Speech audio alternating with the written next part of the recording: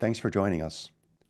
This is the first of what we imagine to be a series of new kinds of HxA events called Heterodox Conversations. Many of our members will know that we're holding Heterodox Conversations on campuses across the US and in Canada. We're now experimenting with the idea of having some of these conversations made available to you virtually through virtual Heterodox Conversations. And the aim of this series is to showcase the power of intellectual conversation. And today, for our kickoff event, we're going to be talking about a particularly controversial and high blood pressure topic among academics, the question of tenure, defend or reform. I'll remind people, I'm sure many of you are following, that there are this question about tenure, defend or reform is not merely academic. I don't like the phrase merely academic, because we're all academics and we like academics, but it's not merely academic, it's actually very much alive in our society right now. There are bills under consideration in Texas, most notably in Texas and in Kansas, to abolish or to reform tenure in very significant ways. So we'll be talking about those issues with our two experts. I want to just begin also just to note something about that our universities are publicly funded in important ways. We also think the university should have an important degrees of autonomy. The AAUP, the American Association of University Professors, has long been the standard bearer, especially in the 20th century, of the idea of excellence and expertise being the leading force of deciding what universities do and don't do. Yet those universities also exist within a public setting. And the public disenchantment with universities that we're currently experiencing is very much the background to this debate. I just want to remind people of a quotation from the AAUP's 1914 declaration, and I'll just paraphrase it. Many of you will know this line, quote, "If this profession, this academic profession, should prove itself unwilling to purge its ranks of intemperate partisanship, it is certain that the task will be performed by others who lack certain essential qualifications for performing it, and whose action is sure to breed suspicions and recurrent controversies deeply injurious to the public standing of universities." That's an abbreviated version of a really important and very nuanced quotation that you can find a link to in our chat. With that, I want to just a little bit of housekeeping before we begin. If you're an academic, please consider becoming a member on the right. HxA has been growing fast. We're an international organization of 7,500 professors, getting larger and stronger all the time. If you're listening to this and you're an academic administrator or professor, please consider joining us. Please also consider, whoever you are, if you're interested in these issues, consider joining our Substack, Free the Inquiry. You'll see a lot of cutting edge pieces there from the HxA staff who are following these issues in real time. We also invite you to subscribe to our newsletter on the far left there.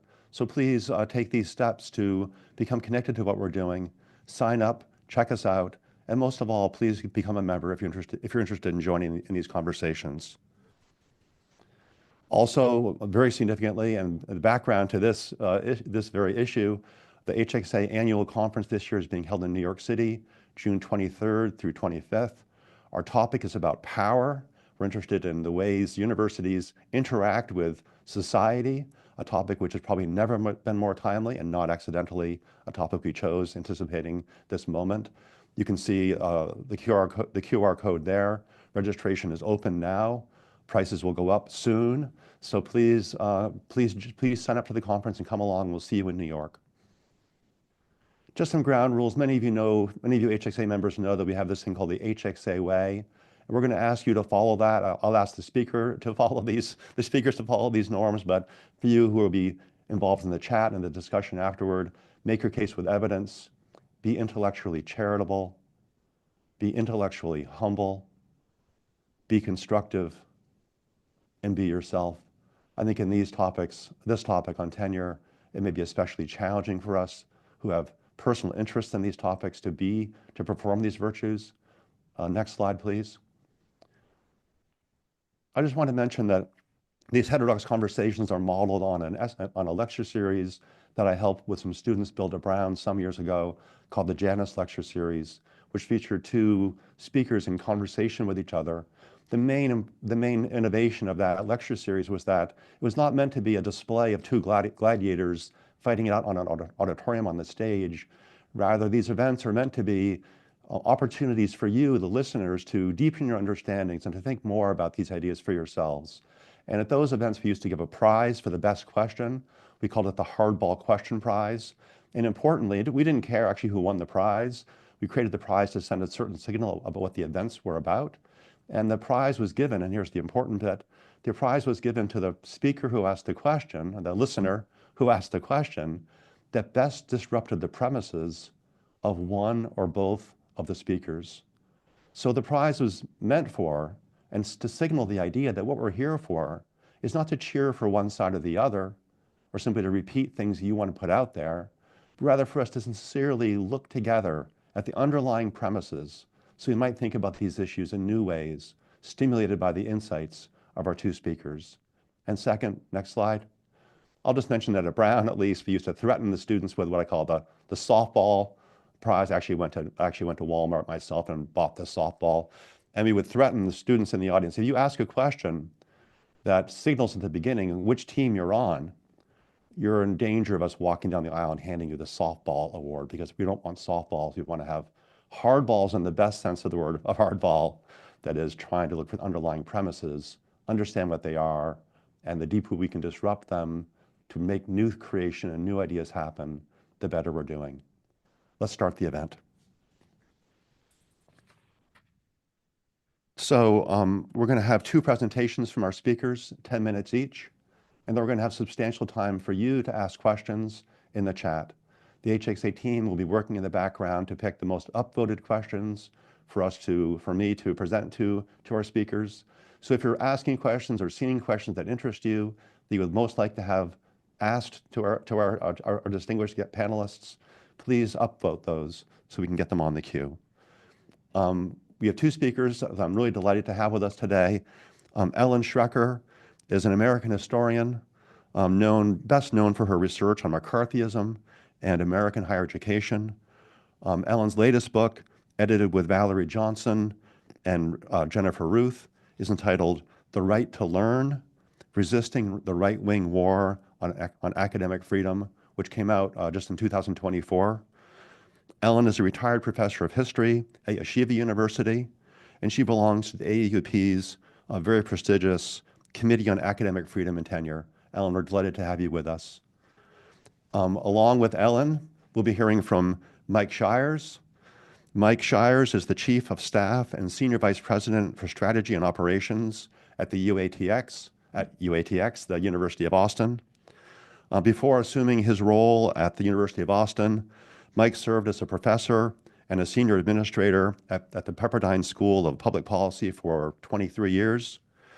Mike's scholarly work focuses mainly on the economics of education, with a special focus on economic opportunities for children from lower and middle income families. Mike, welcome to the conversation. Our program, again, as I mentioned, will be having 10 minutes for presentations from each of our speakers in turn. Then we'll have some conversation, the three of us together, and then we'll open up the conversation to the most important part, which is the conversation with you, our audience. So again, for the audience, please be putting your questions in the chat. Please think about the HxA way. Maybe if you like, strive to win the imaginary hardball prize. I'll leave that to you. Try to avoid being awarded the ignominious softball prize. Ellen, would you mind beginning with 10 minutes, please? Sure, but I don't play either hardball or softball, and I'm kind of bad at even catch. But here and I'd like to begin, I guess I'm a historian, so with a little bit of historical background on tenure, and then talk about how it's operating, or rather not operating very well today. It was developed in the early 20th century to protect basically the autonomy of what was then the emerging academic profession. there had been a few cases of some social scientists who'd been fired for criticizing the activities of the wealthy tycoons who had been serving on the boards of trustees of some of their universities. And in response to those dismissals, a group of eminent scholars founded the AAUP and began to develop what is now the main conceptualization of academic freedom. And from the first, tenure was absolutely central to academic freedom. The economic security that tenure provided, along with faculty governance and the peer review upon which it rested, were the main mechanisms that undergirded academic freedom and the autonomy that scholars and scientists required. Tenure received its most important conceptualization in something known as the 1940 Statement of Principles on Academic Freedom and Tenure, that had been drawn up by a joint committee of the AAUP and the American Association of Colleges, and has been over the years updated fairly frequently. It protects the academic work of individual faculty members by allowing them to carry out their teaching, their research, their extramural activities without having to worry about arbitrary dismissal. But it's not unlimited. Contrary to popular misconceptions, it does not guarantee a lifetime job. It is, and here I'm quoting some AAUP language, quote, an indefinite appointment terminated only for cause or else financial exigency or program discontinuance. The grounds for dismissal for cause were pretty obvious. Demonstrated incompetence or dishonesty in teaching and research, neglect of duty, or personal conduct that impairs performance of institutional responsibilities. We call it moral turpitude. It's when guys are sleeping with their students. And in order to fire someone for cause, the institution that was seeking to dismiss the person had to do so in accordance with academic due process. That's a specific set of procedures that usually includes a hearing, preferably before some kind of elected faculty panel, or else with considerable faculty input. Now, over the next few decades, that 1940 statement became what we would see as a kind of unofficial common law with regard to tenure within the academic community.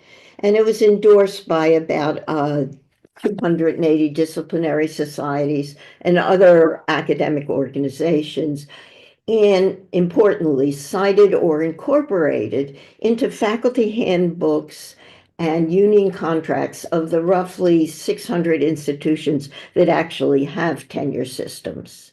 Now, it was hardly perfect. To begin with, it was pretty difficult to enforce. The only formal sanction was censure by the AAUP that had been voted on after an investigation by a committee formed by the AAUP of outside faculty experts. But that process lacked teeth. And it was very often disregarded by censured institutions. And this was especially the case when powerful external forces demanded the dismissal of politically controversial faculty members, as happened during the McCarthy period, when many, if not most of the roughly 100 academics who were publicly targeted by the anti-communist witch hunt had tenure. only about 5 or 6 of those people kept their jobs. The rest were fired and blacklisted without or with faculty hearings and the other procedural protections that tenure was supposed to provide. So it just didn't work. And between the McCarthy period and the present, there have not been a lot of cases of tenured people being fired for cause. Usually they are being eased out quietly. But over the past few years, and especially during and after COVID, tenured heads began falling left and right as underfunded public and private institutions are teetering on the brink of insolvency and terminating entire programs and departments, most of them in the humanities and some social sciences. But the most serious problem with tenure today is that it barely exists. And that's not because it's under political attack, though it is. And the past few years have seen measures to weaken or eliminate tenure introduced into a number of red state legislatures. And this attack on tenure will almost certainly get worse if the Trump administration and its allies in Congress and the Supreme Court have their way. But the real problem is that, as the AAUP actually recognized 15 years ago, and I quote, the tenure system has all but collapsed.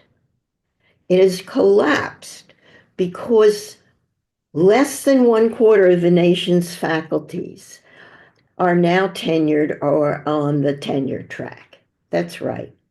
Today, roughly 75% of all faculty members have no tenure or no prospect of obtaining it. They're contingent employees who hold part-time and temporary appointments that are poorly paid. And the most recent figures I have are for 2020, 22, and 23, when the average remuneration for a one-semester course was $3,903. Think of living on that. They also have few or no benefits and are often hired only at the very last minute. And at many schools, they can be let go at any time for any reason or for no reason at all. So they have no job security whatsoever, and thus no academic freedom. So what is to be done?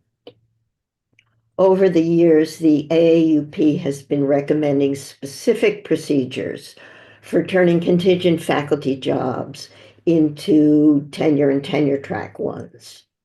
Well, that would be just great, but I don't see that happening anytime soon. Thanks to years of a well-funded right-wing campaign against mainstream higher education, tenure has become a dirty word.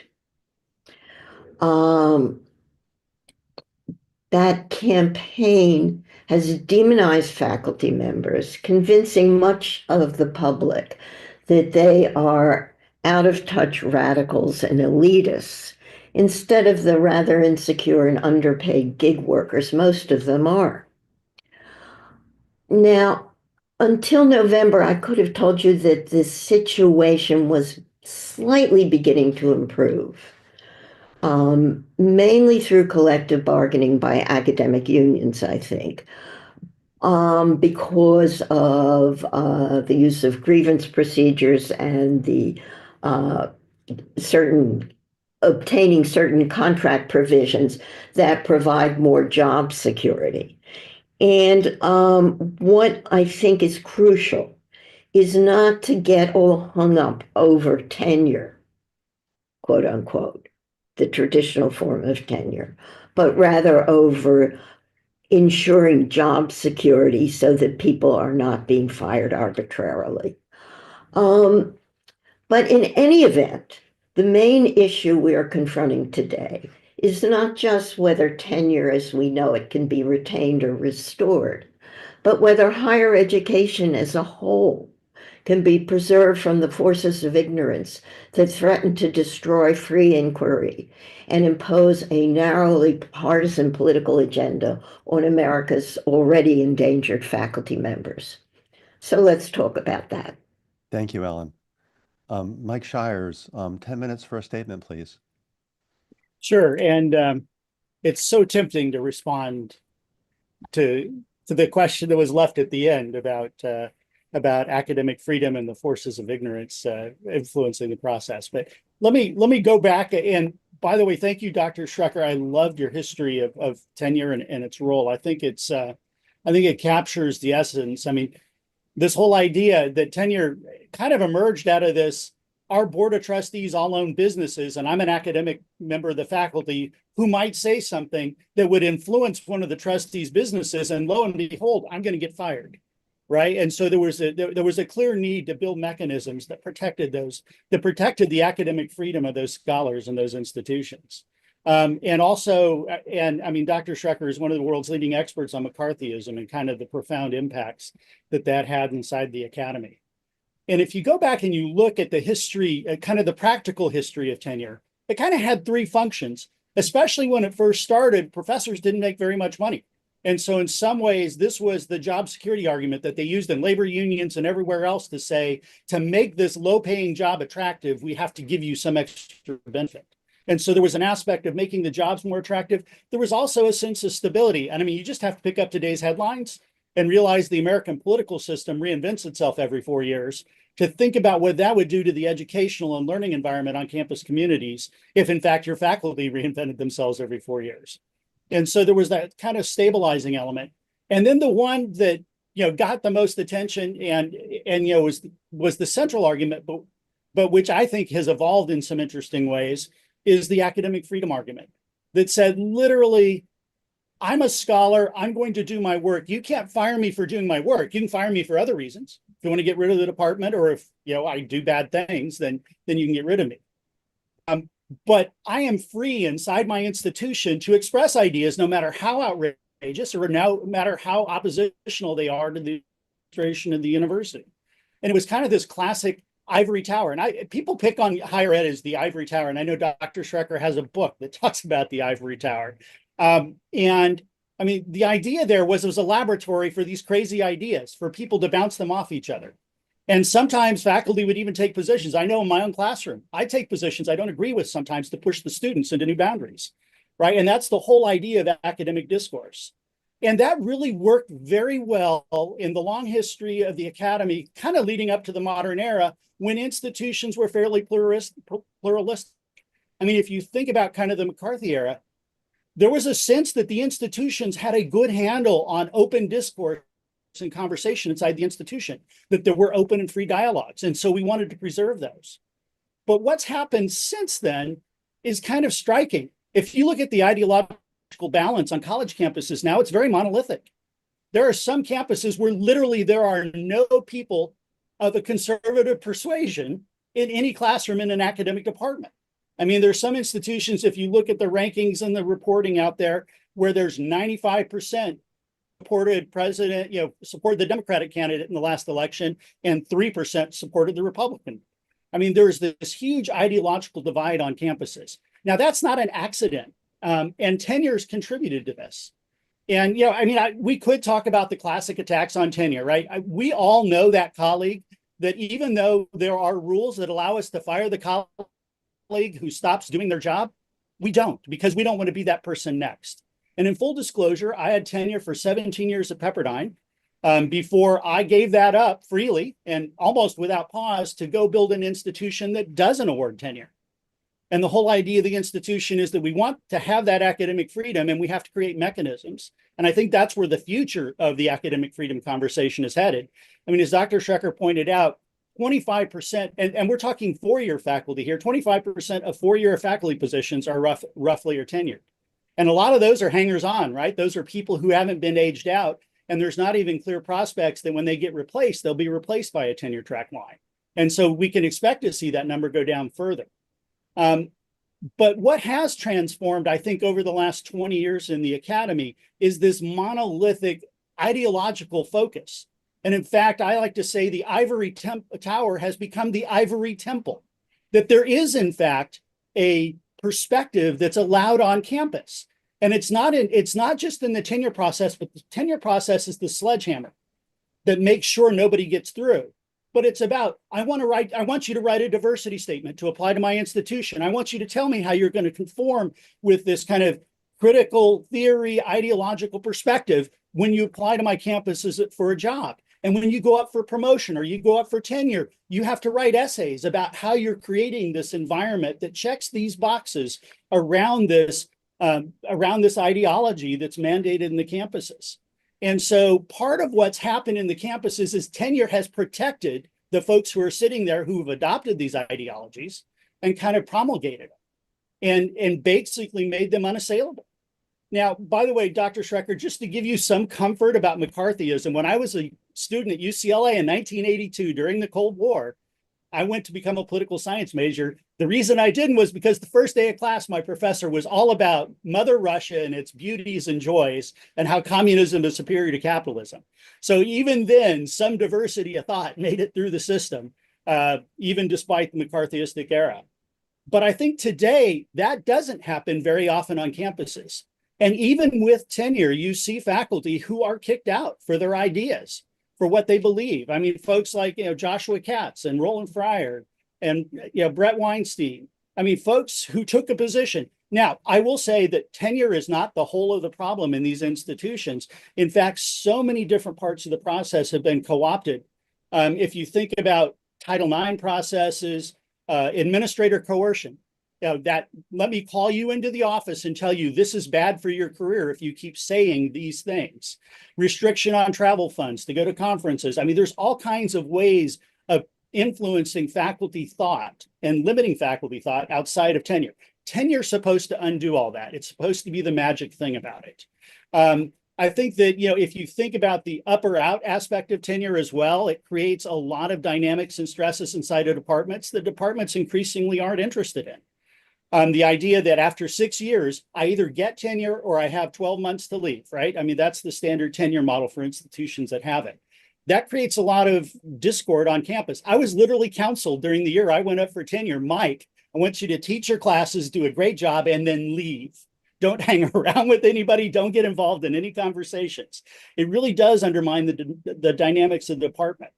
So there is an opportunity, I think, going forward for us to rethink. And again, the most important of these functions, I mean, if you look at the attractiveness of higher ed, the fact that there are literally hundreds of job applicants for every position that are willing to work for the kind of wages that Dr. Schrecker talked about earlier, tells you that, okay, the attractiveness of the profession is still there. The stability of the profession, I mean, at least for tenured faculty, they never leave. But for a lot of the faculty, there's not a ton of turnover for the core full-time faculty in most institutions. There's a tremendous amount in the part-time faculty. I mean, adjuncts and that whole set of issues is something that we really need to look at in the academy. But this academic freedom piece of this is really complicated. How do I create an environment where what Mike says doesn't get Mike fired tomorrow because he made the chairman of the board unhappy? And so we at the University of Austin, for example, have a process that we've created. We don't have tenure. We have term contracts for our faculty where we have what we would call a Supreme Court, if you will, a court of appeal that says if you feel like you've been negatively impacted because of what you've said, that you've exercised academic freedom and you've been impacted, we have an eminent panel of external faculty who are external to the university, who are all eminent legal scholars who will advise the board on how to handle your case. And so any student, employee, or faculty member of the University of Austin can appeal to what we call, and we make this hard to say because we don't want to use it very often, the adjudicative panel. We want our behavior to be above reproach so we don't ever have these claims, but to the extent we have them, we send these complaints to this group of individuals. Now, for any of these systems to work, whether it's tenure, whether it's an adjudicative panel process or an appeal process, whatever the mechanism is you use to preserve academic freedom, one of the keys to this, and this has been the failings in some institutions that I've seen, the board of trustees have to be on board with it, right? They have to be willing to support those decisions and support those guidelines. And, usually the university presidents will get behind it to some extent, but the trustees are often the wild cards. And we've seen this in some of the state conversations that have unfolded. We've seen this in a lot of the private institutions. I think there's also an aspect of tenure. And I mean, we were talking a little bit before this call about the policy reforms that are out there around tenure. Some states saying we should ban the practice entirely. A lot of that's focused on the public investment in higher education, right? That the public and public institutions may in fact have to have different measures for protecting academic freedom than private ones. And so there's a sense of, there's a lot of complexity inside this dialogue, and I'm looking forward to kind of unpacking some of them. But I do think, though, that in today's landscape, especially in most universities, and a lot of the political energy you're seeing is really coming around this idea that, in fact, and I asked ChatGPT to summarize your book, Dr. Schrecker, and I'm sort of embarrassed, but it was actually kind of a cool experiment. On No Ivory Tower, McCarthyism in the Universities. And it says the book highlights how government investigations, loyalty oaths, and blacklisting led to self-censorship and a lasting climate of fear within academia. And I would say for some scholars on university campuses today, that's exactly kind of what the DEI critical theory movement and identity politics have created on those campuses. And so in some ways, tenure should exist for those faculty to undo some of that. And I'm not sure we've gotten to the point where that's possible yet. Thank you, Mike. I just want to remind our panelists and the audience that we're focusing mainly on tenure. It connects to many other issues. Some people think that the system of tenure has some effects on universities' decisions to adjunctify. That's a complicated, broader issue, but we're really thinking about tenure specifically here. I'd be interested to hear, Ellen, your take on, your take on this issue. There's been a lot of public opinion polls that I'm sure you've seen in the last year showing a cratering of public trust in institutions of higher education. Is tenure part of that system? Is it a sign that tenure didn't provide the kind of diverse viewpoints that it was meant to protect? Ellen, do you want to take a shot at that question? Well, I think tenure, we have to really think about what we mean by academic freedom. Let's go back a step and look at what it is we're protecting. Good. I mean, Thank you. When I was hired, and I was hired at a very unique university, I taught at Yeshiva, which was an Orthodox Jewish school. And to be quite frank, I did not have complete academic freedom. And I was told this obliquely, but it was pretty clear when I was hired, because they began to ask me questions that were illegitimate. One was they asked me if I was a Marxist, and I wasn't. I'm sympathetic to social justice and social change, and I look at economic bases of a lot of things, but I'm not a Marxist. And the other question was, what was my position on the state of Israel? And Yeshiva is an Orthodox Jewish institution. And I realized what they were saying was that I had to be very careful if I talked about Israel. So I decided I just wouldn't talk about Israel at all during my 26 years at Yeshiva. And I knew I would be protected by my school because I had written so much about academic freedom that if they messed with me, it might become public. So thank you. So there are special cases about religious-based universities. Do you have a quick thought about this cratering of public opinion, the trust of public opinion? Yeah, I think it is the product of nearly 50 years of a campaign that began as a response to the reforms and the unrest and student pressures of the 1960s. It grew out of a backlash a political backlash like we're seeing today, where state legislatures were actually considering legislation to punish students who had demonstrated in protests and things. That died fairly quickly. I don't think today's campaign is going to die quite so quickly. But anyhow, uh, this was something that had been spelled out in something we call the uh, Powell memo. You may have heard of this. It was a document written by the then to become Supreme Court Justice Lewis Powell, who felt that students were being uh, indoctrinated by their quote unquote left wing radical professors, which wasn't the case because there were very few left wing radical professors at that time. Uh, McCarthyism still had a shadow over the university. But anyhow, I don't mean to interrupt, but I want to make sure I get Mike in too, and I want to move to the Q&A. Forgive me, we have a very brief time. I'm sorry, Ellen. I'm Mike, sorry. do you want to briefly weigh in? There'll be more space. I'm sorry, do you want a concluding thought, Ellen, of that thought? Yeah. So since that time, and Powell wasn't alone, there has been a well-funded campaign by a number of think tanks, openly conservative think tanks, and other organizations that have been seeking to demonize American higher education as radical, infused with radicalism without realizing that, and calling, for example, for institutional neutrality about issues that are controversial, things like that, without realizing that there is no neutrality in higher education. There can't be. Thank you. That issue about neutrality is one that HxA does a lot of work on as well. Mike, I want to get you on this too, part of this Q&A between the Yeah, two of you. Do you want to make a comment about, I want to ask a question about what you think about the change in public opinion. I'm hearing Ellen say that she thinks it was a result, at least in part, of a coordinated political attack on universities. Do you see it that way, or what's your view?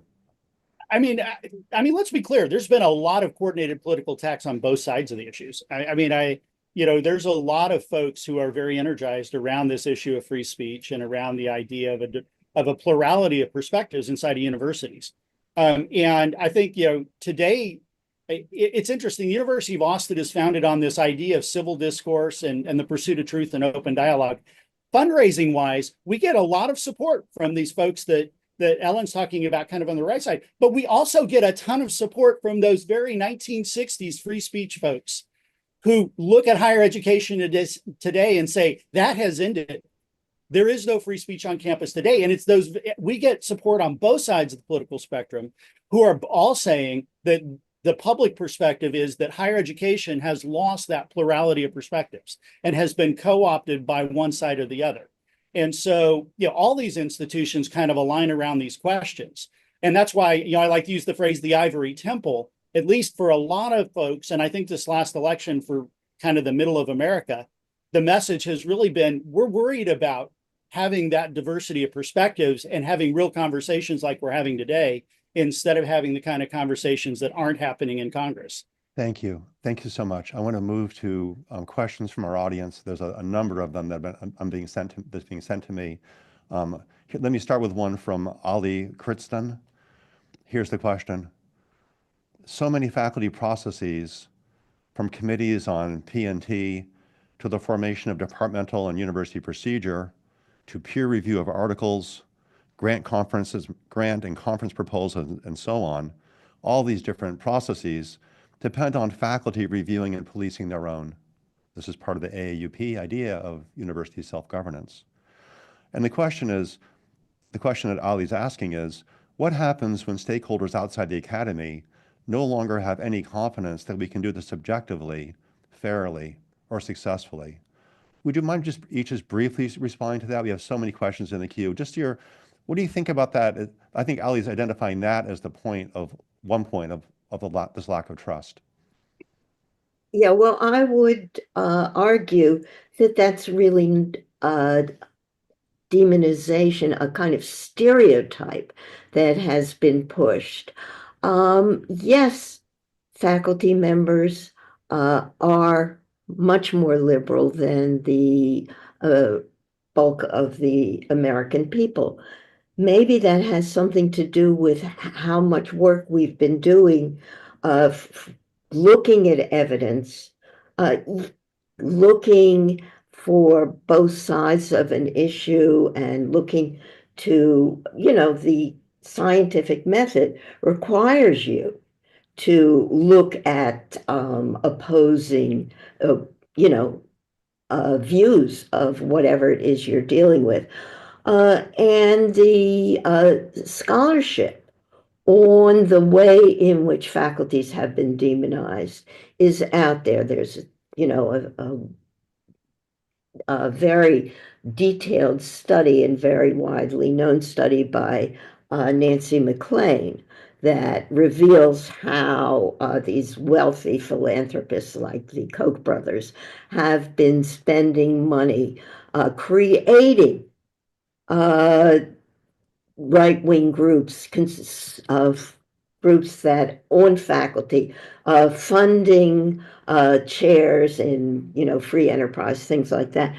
And what's interesting is they have to go out of their way to find conservatives. I mean, there's one reason, and there's a study by this guy, Neil Gross, that talks about why there are so few conservatives on American faculties. And it's not because they're being discriminated against, it's that the really smart conservative guys are acting on their own ideology, and they're all going into hedge funds. And you would say, Ellen, that this is a new phenomenon because I don't think you dispute the well-known statistics that in 1960, the ratio is about 2 to 1. Now it's something like 18 to 1. So something just changed dramatically. If we have professors self-selecting and making the choices as the questioner is asking, isn't there likely to be some kind of confirmation bias and path dependency in this? Or do you not see that as a factor at all? Um, I think it is true that there are more liberal, but go to the economics departments today, go to the engineering schools, go to the business schools. I mean, we're looking at uh, a very different form of self-selection here. Thank And I you. think you can't make those kinds of generalizations. And there are statistics about those departments as well. Mike, do you want to briefly respond to this same question? Well, I mean, if you want to talk about conspiracy arguments, mention the name George Soros and a room of conservatives and watch the frenzy that unfolds. I mean, I think that the kind of stereotypes that conservatives don't engage in the academy is not true. I mean, I was at Pepperdine for 23 years, and I can tell you that across the academy, there are lots of conservatives that engage. Whether they're allowed to or not is another question. The accreditor for public policy schools issued a DEI agenda, and Pepperdine hesitated to get accredited in that framework because it violated our institutional mission, right? I mean, there are these things that are happening within the tenure process, within the accreditation process, that are driving a single political perspective onto campus. And it's not all neutrality and self-selection. And I mean, I'll tell you from my experience with the hedge fund guys, both on the fundraising side at the University of Austin and in my work with state treasurers and everyone else, they're a politically diverse group. They're not all right-wing conservatives. In fact, many of them are lean heavily to the left. So I mean, I think there's an argument that said that people choose the course they want to, and maybe there's a left-wing gene, a left-wing gene in academics or something. There's no nature argument here in my view. I think it's literally a process that institutions are selecting, and that the processes inside those institutions are biasing in certain ways. Thank you. Thank you. I want to move to the top. This is currently the top ranked question. And I think in many ways, it's the most fundamental one. It's about paths forward. And this is a question from Ingo Tophoven. Ingo Tophoven. And the question is, what would the speaker say about the ideal tenure parameters going forward? We all agree the old way is not working any longer. And I guess you're each being invited to say something about what you think the ideal might be. Mike, would you want to speak first to that? Do you think, what's an ideal system going forward in your view? I think tenure is going to go away. I think when this generation of tenured faculty retire, it's going to go away, and institutions are going to be forced to find other ways to preserve academic freedom. And I mean, the entire reason our university was founded was exactly for that purpose, to have an environment where we can have open dialogues and civil discourse. And I think that, our constitutional approach might be one approach. I think there's some faculty senate conversations going on even at places like Harvard about how they create their own internal mechanisms to foster academic freedom. And I think the academy has to figure this out pretty quickly, because if nothing else, the political landscape is pointing to an environment where the money to subsidize higher education, if it's only going to have one perspective at the table, or if it's going to create this self-propagating process, that money's going to dry up. And then our entire enterprise is at stake. So, I mean, I think it's incumbent on all of us, whether we're tenured or non-tenured, whether visiting or adjunct, to really look at ways. And my big fear, by the way, is adjunct professors who can't speak in the classroom, who don't feel like they have academic freedom and protection, because they're such an important part of the teaching force now. So, I mean, I think, if we just focus on that 25% that Dr. Schrecker was talking about that are tenured, we're missing 75% of the action. So, I mean, I think it has to be much. We have a question about that I'm going to move to next, but let's just stay on tenure for a moment more. This question is about what you think the ideal of tenure going forward might be. Ellen, do you have any thoughts about what you think how tenure might be reformed? Do you think it's good as it is? Any suggestions at all about the tenured part? Well, I'm thinking the really big picture, which is the hollowing out of the American workforce. That now people, unless they have strong union contracts, can be fired pretty easily. So, we're all gig workers now. And what we need to do is figure out an equitable system that will protect employment against being unfair dismissals in every field. Now, it's especially important in academia, because that is where we're being encouraged to think for ourselves. That's the attraction of higher education for me. I actually would hate to have a boss. I want to be able to set my own agenda for my intellectual work, for my teaching. I want to be able to choose what I teach and how I teach. And I think that's the attraction of a job in academia. And that's what has to be protected against unfair and illegitimate sanction. Thank you. Another question that's going to really touches on this very issue that you're both mentioning. This question is from Martha McCoy, very recently a dear colleague of mine at HxA. Here's Martha's question. Many have suggested that in recent years, a pall of orthodoxy has been cast over the classroom in US universities. How would each of the speakers explain faculty conformity and self-censorship in relationship to the dramatic reduction in tenured faculty and the rise of contingent faculty? So again, the question is, many people have noticed, and HxA tracks these in our various surveys, our campus expression survey shows this consistently, that faculty are often self-censoring. And Martha's asking, there's a pall of conformity being cast over the academy, many people believe. Martha's asking, how do you see that connected perhaps to this adjunctification of our system? Ellen, do you want to respond to that first? And just briefly, please. Yeah. That whole self-censorship is coming largely from these attempts of outsiders, like state legislators, like the new Department of Education and stuff. That's coming from outside the academy. It's not coming from the fact that the DEI office is telling you what to teach. I'm sorry, that's just not true. What it is coming from is these outside attacks that are, and the fact that of adjunctification, which is making people so incredibly insecure that they can't really do what they want to do, and they can't really uh, teach. They're not being allowed to teach what they want to teach, but it's coming from the administrations, and it's not about DEI. It's about, can you speak about gender in your classes? All these regulations that are coming in now in response to some of the new executive orders and stuff saying you can't use the word gender, you can't use the word social justice. That's been Yes. the stuff that's really seriously But let me be concerning. sure, maybe sure I understand. You're not denying that there have been a number of very high profile and in some counts increasingly numerous firings of faculty or forcing out of faculty that come from within the university.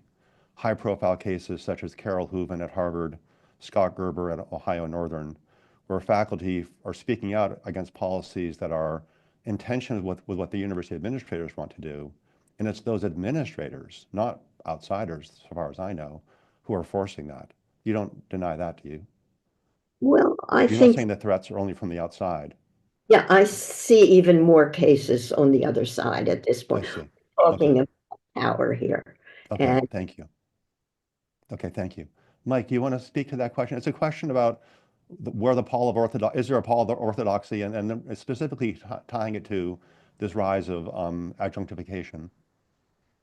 Yeah, I mean, I think that, the legislature doesn't hire the adjunct, right? It's the campus administrator, it's the dean, or it's the department chair that's making the hiring. Those people are responding to the incentives the institution creates.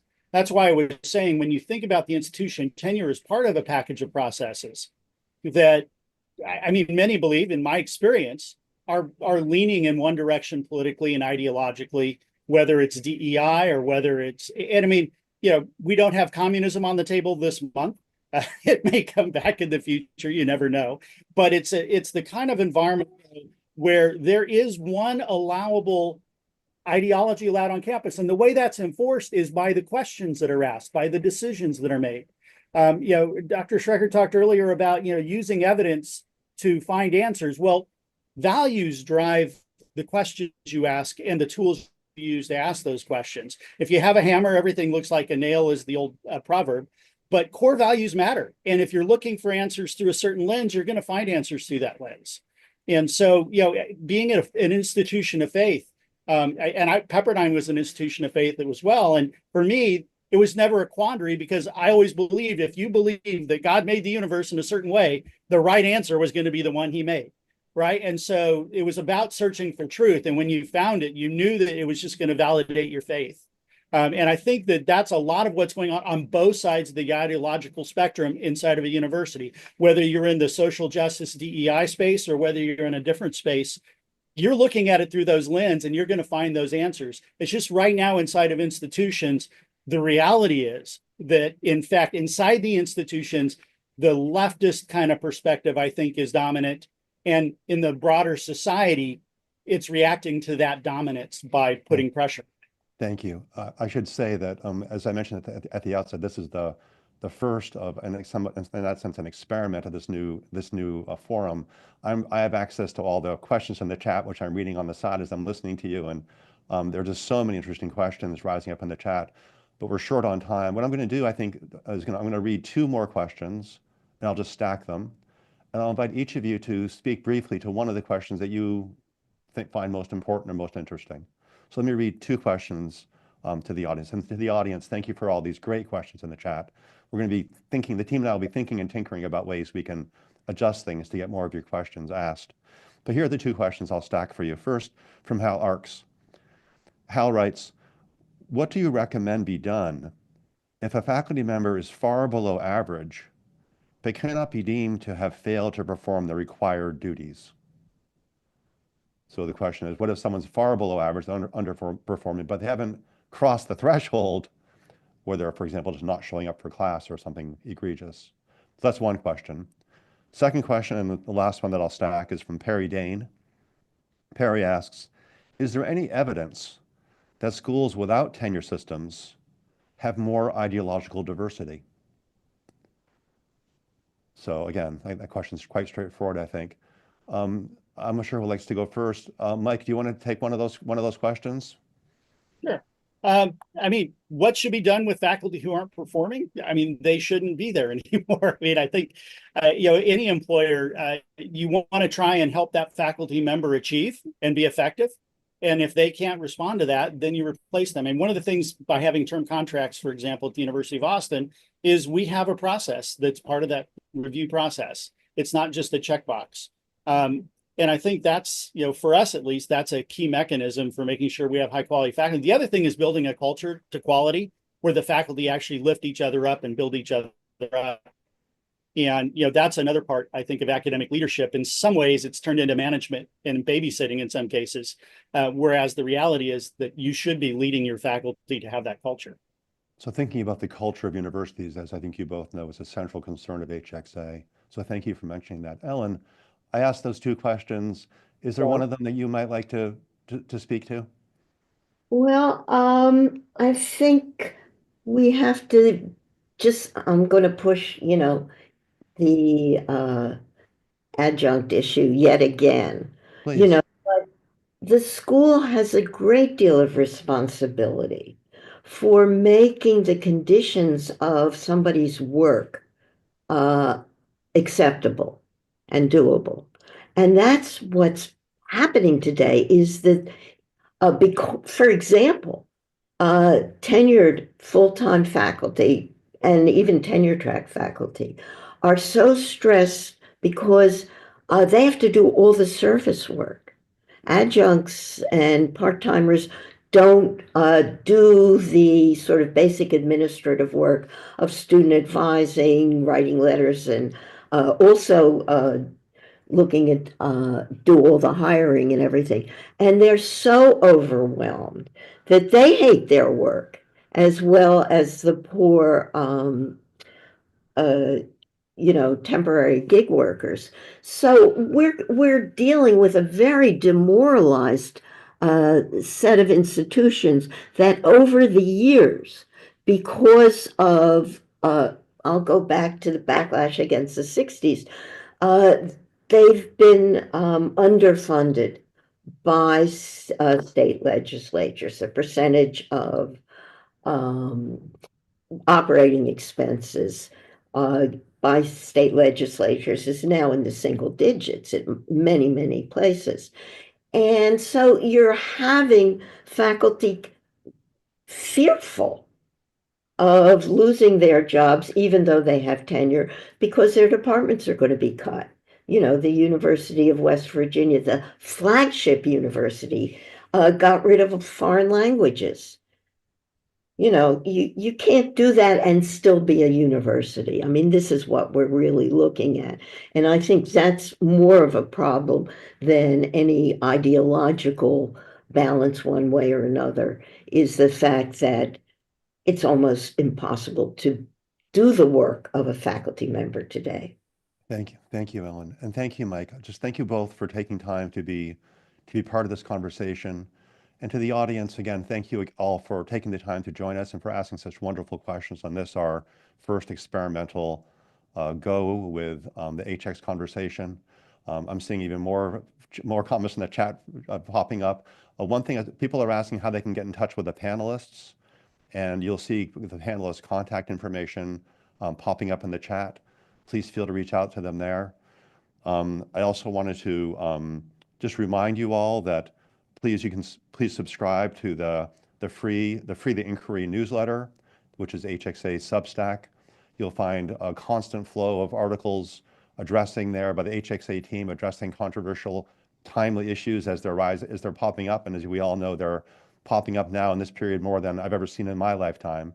So it's a remarkable time to be an active reader of Free the Inquiry. I also, last and most important, I think, wanted just to invite you all to consider joining HxA 2025, HxA's annual conference, which will be held in New York this summer. You can see in the chat registration form for that. There'll be a whole host of amazing academics, academic leaders, academic contrarians. There'll be presidents. We're increasingly finding at HxA that presidents are reaching out to us. There's going to be an oversubscribed presidents panel talking about some of these issues about power and control and authority within universities. We need you to come. We need your insights, and we welcome them. Please come to the conference. And again, if you're interested in these issues and want to help us shape the conversation that HxA has, please join HxA. Finally, thanks again to Ellen. Thanks again to Mike. Thanks to the team for putting this together. And finally, thank you all for listening in.